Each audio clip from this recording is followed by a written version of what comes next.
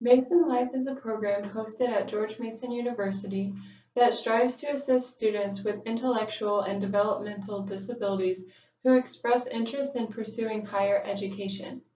Part of the program's experience is allowing students to attend normal university classes of their choice in addition to their own curriculum.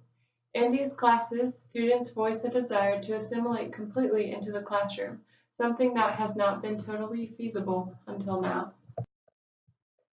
The WellEye app is an attempt to bridge this gap. WellEye, short for Wearable Life, is an app that helps students with organization and focusing in the classroom. Students will attend lectures with a support mentor who will sit with them in class and help them keep on task. Their job is to help with a student's executive functions. However, WellEye wants to help give these students the independence they desire. The app, which is used between a smartphone used by the mentor and a smartwatch worn by the student, allows for discreet communication and check-ins to make sure the student's education is optimized, all while destigmatizing their presence in the classroom. Computers are able to classify behaviors such as riding a bike, typing on a computer, and walking. For our research, we are interested in creating an accurate model to identify students' behavior.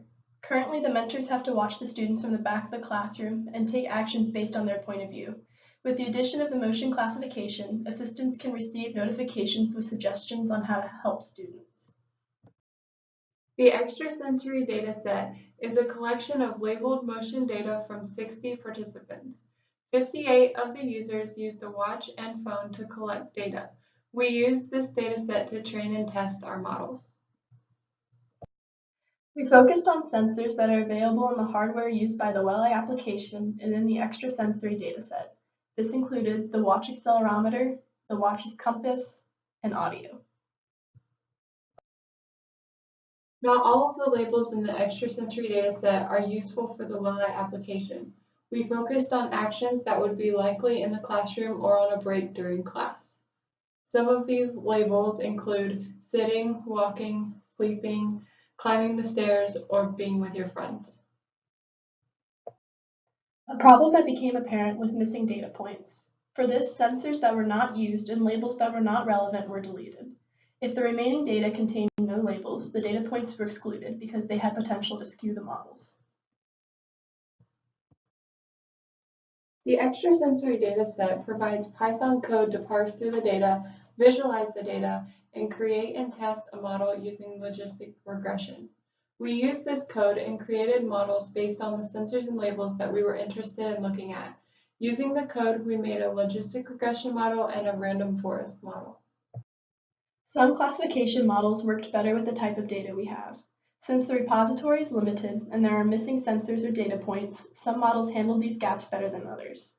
We tried logistic regression, voted perceptron, naive Bayes, and random forest for the labels we are interested in. We collected data for the different models using Weka and the tutorial code. We found through our tests that random forest seemed to work the best. The next step in the process is to collect our own data to test our models with. After testing, we should figure out what interventions to suggest to the assistant based on the actions that the student is making. After mapping the actions to interventions, we could incorporate our research into the WellEye application.